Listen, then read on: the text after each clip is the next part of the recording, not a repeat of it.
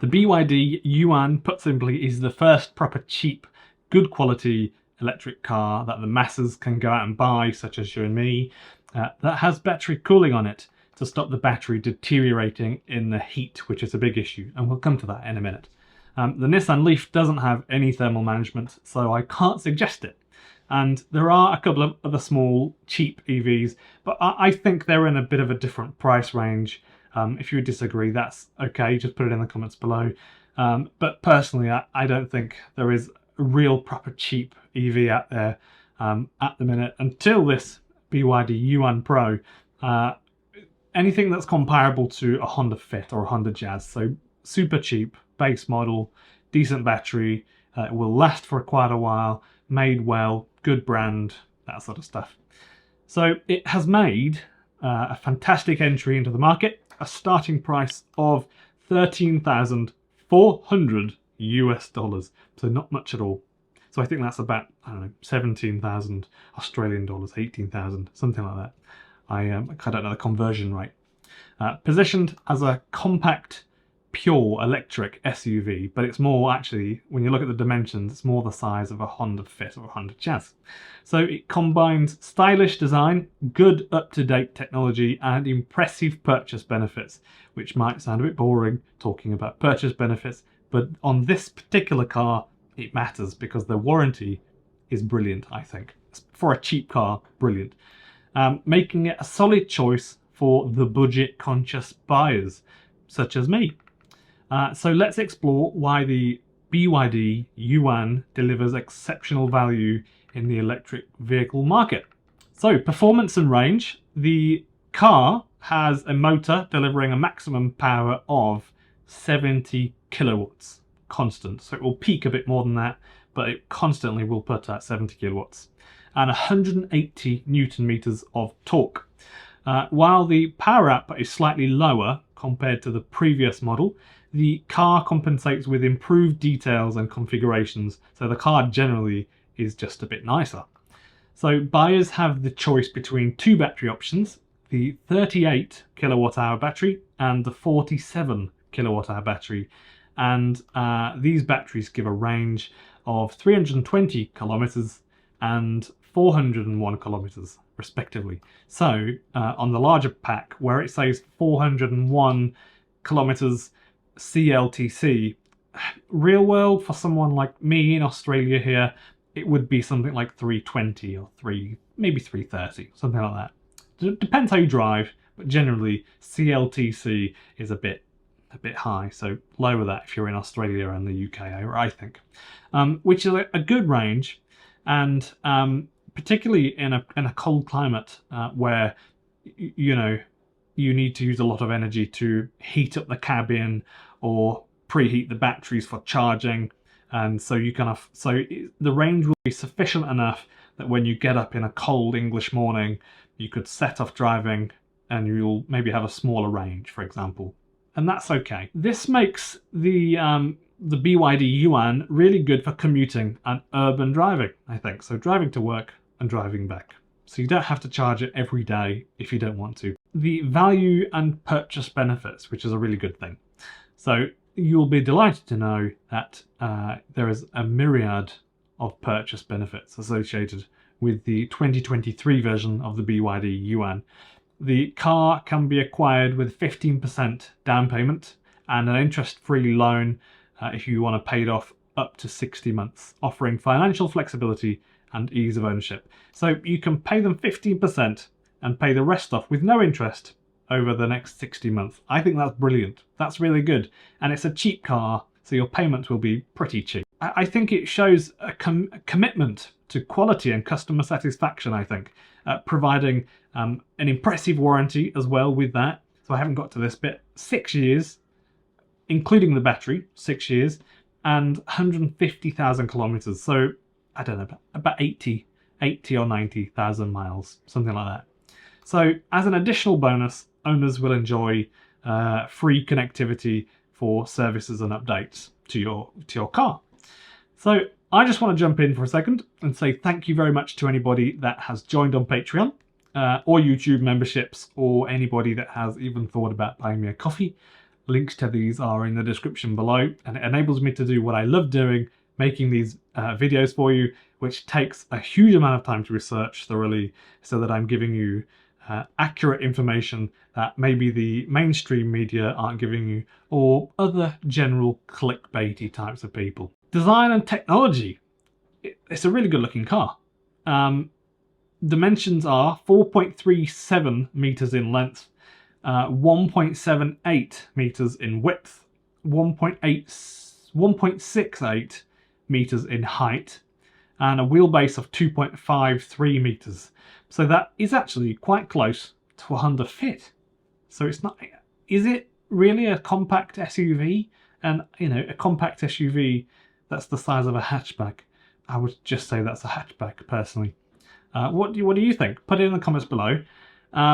So I think it strikes a balance between being really practical and really agile. And of course there is no fuel tank in this car, just a big battery underneath. So the back seat can fold really nice and flat. Again, that's really quite like the Honda Fit, the Honda Jazz, which is a brilliant feature of the Honda Fit, is that the petrol tank is not under the back seats like most small cars. It's under the front seats, where that space would have been dead and not used for anything.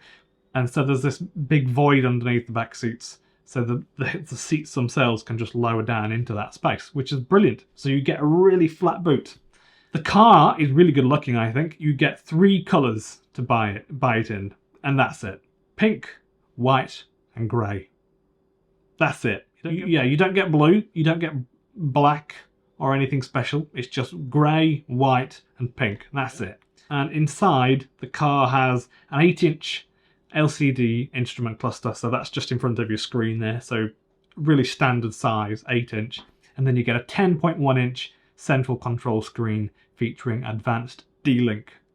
D-Link 4 it's called, which is to ensure really strong connectivity to your phone, for example, and enhanced driver experience. So when you're like flicking around the screens and you're swiping and you're moving and the maps, that should all look pretty good because it's D-Link 4.0.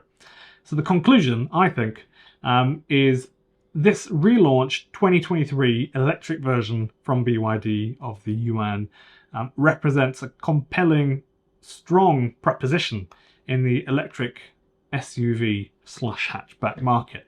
With its affordable starting price, stylish design, advanced technology, and strong, impressive range, it's called the Yuan Pro.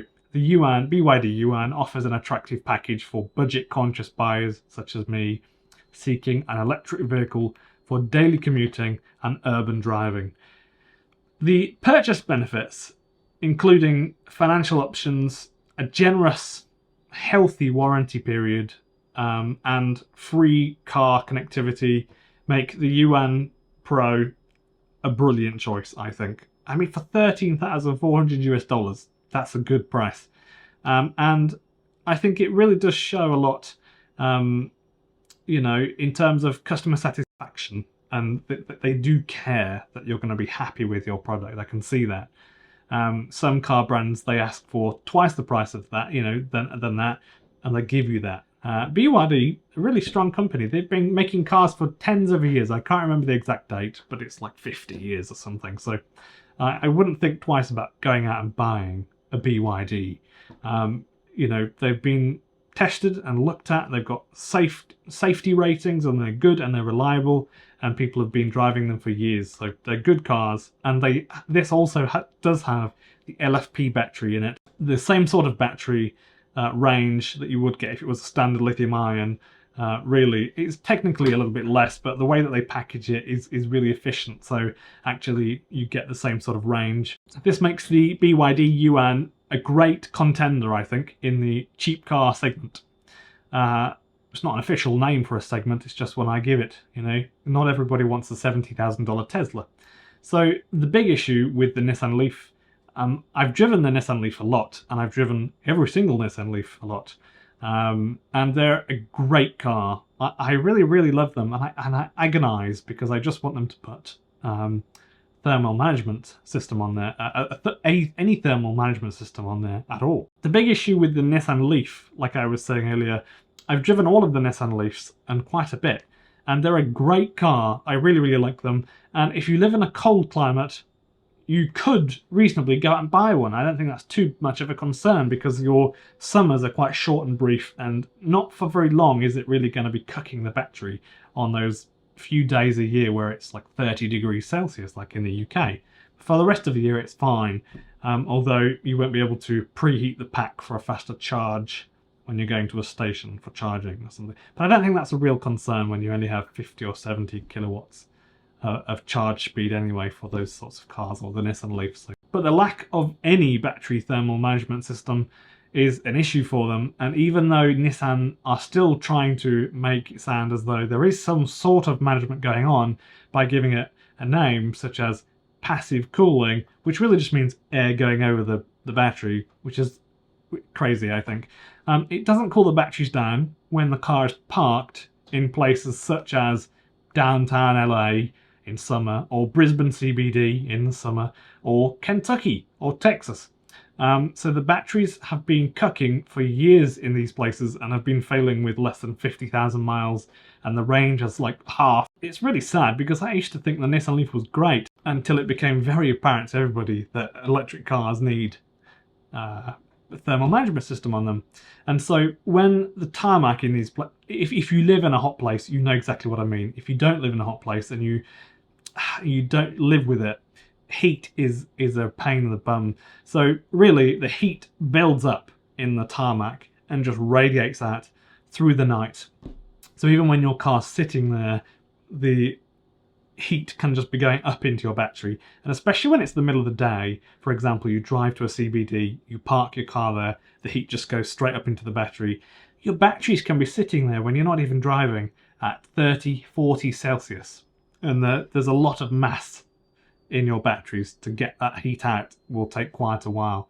So generally, they need cooling. I know people in the UK that have driven Nissan Leafs for 100,000 miles, and they've only experienced 3 or 5 or 6% in battery degradation.